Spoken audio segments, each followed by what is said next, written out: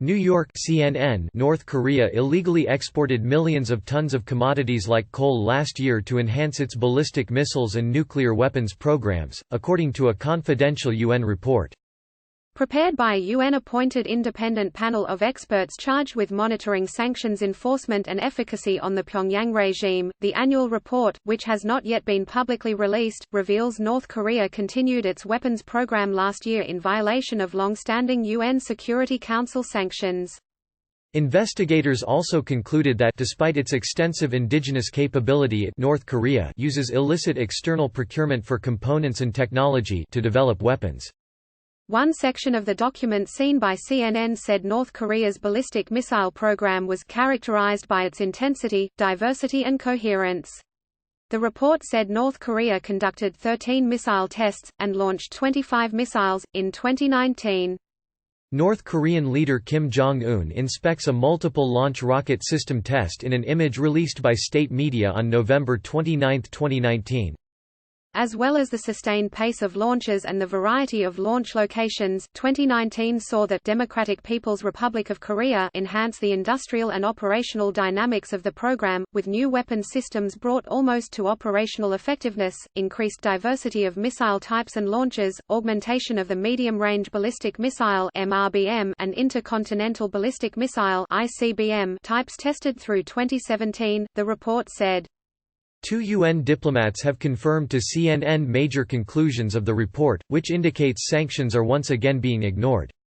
The panel's annual report in 2019 leveled similar accusations against North Korea. Exporting coal on barges. According to the report, North Korea used barges to export millions of tons of commodities like coal, via ship-to-ship transfers to Chinese vessels, to earn money for its weapons programs. A Security Council resolution passed in 2017 punishing North Korea for its weapons development banned the country from exporting coal, iron and seafood to the rest of the world.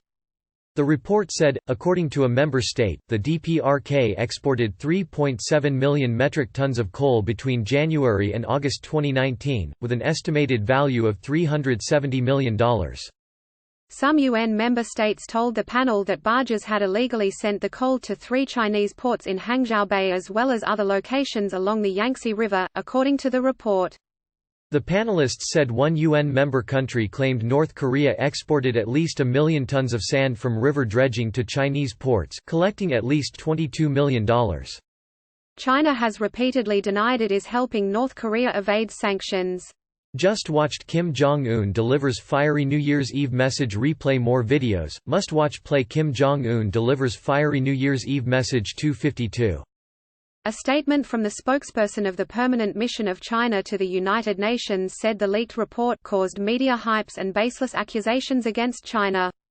China has always faithfully and seriously fulfilled its international obligations and sustained huge losses and tremendous pressure in the process. China will continue to work towards dialogue and détente, advance political settlement process, and play a positive and constructive role on working towards denuclearization of the peninsula, it said. Petroleum and cyber attacks. The report alleged North Korea is also illegally importing petroleum, another violation of UN resolutions.